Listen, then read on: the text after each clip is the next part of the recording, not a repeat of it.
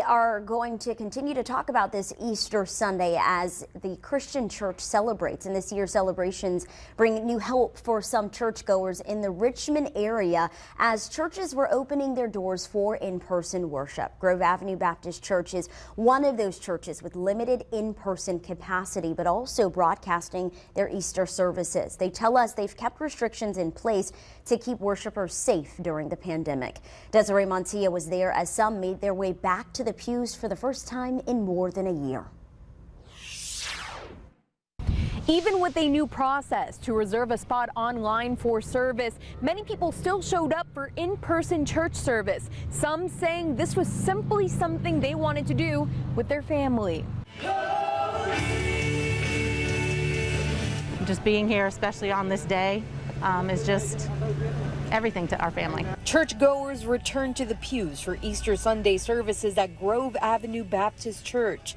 A different experience for Tara Cahoon compared to last year. We all went in front of the tree in the front yard and took a picture, but we were just in our pajamas just to kind of note that it was different, not the normal Easter Sunday. Come with us, Lord. Senior pastor Ben Gutierrez remembers being one of 9 people in the sanctuary for Easter services last year and appreciates being able to see people back in the pews. There were a couple moments in the service that I had to control my own emotion because I was overwhelmed with joy because I had not seen some of the attendees here for an entire year. We also had a number of visiting guests whose churches were still closed down, but they heard of our service and wanted to come and worship with us. Gutierrez says they had 2 Easter services booked through reservations to follow their capacity guidelines. Our auditorium can seat approximately 1,200 technically, so we reached 50% capacity in our second service,